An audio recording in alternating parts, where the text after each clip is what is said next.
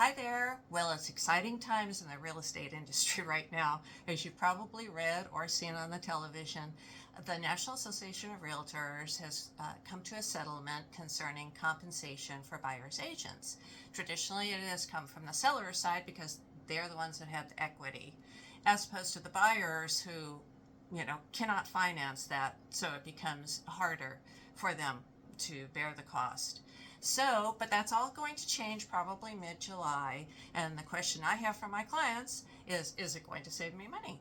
So first of all, the majority of the compensation, or a good chunk, is going to the attorneys, of course. You probably received letters in the mail concerning this and other class action lawsuits about, you're eligible for $15 or $20, and that's likely what it will be with this one. More importantly, if you have a sale of your home coming up or a purchase, this is my take on how it will play out.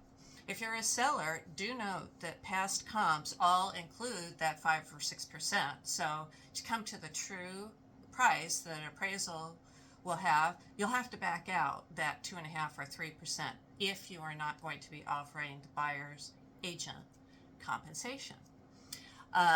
It's always negotiable, always has been. It's right there in the listing agreement. We recommend that sellers do offer the buyer's agent compensation simply because that opens up a larger pool of buyers to come see your home, since they won't have to worry about also financing that portion of the purchase. If you are a buyer, again, it's always been negotiable. The big change starting mid-July is that you will be required nationally, you'll be required to sign a buyer-broker compensation agreement. And that you can negotiate with your agent. It can cover one particular property. You'll be offering this much to pay the agent, or it could be a time frame. There's lots of different ways to do it. There are options. You may choose to go directly to the listing agent and avoid paying the buyer's agent altogether. We don't recommend that. That's a very difficult situation for the buyer not to have their own representation, and in fact it's illegal in certain states. In 24 years I have never done, we call that double ending a purchase for someone, or a sale, and I'm not going to start doing it now.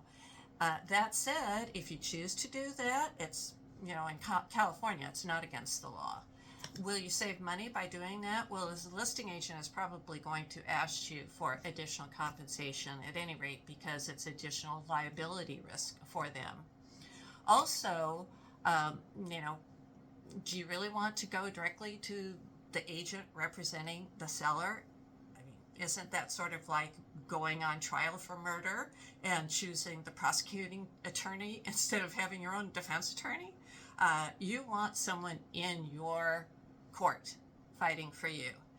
As an agent, that's what I do every day. Really, I'll say my job is not to find you a home. It's really, certainly I'm marketing a home to sell, for sure. But for both buyers and sellers, what I really do is put out fires. I get that house from acceptance to close of escrow. And everything that's in between can be a minefield for any of you who have done it. So sometimes it's smooth, most of the time it's not. And a lot of times clients don't even see what's going on, and agents are there to smooth everything out. I've been in this business 24 years, and experience counts. So I look forward to this new phase. Honestly, I don't see much difference for me personally. So, onward and upward. Cheers.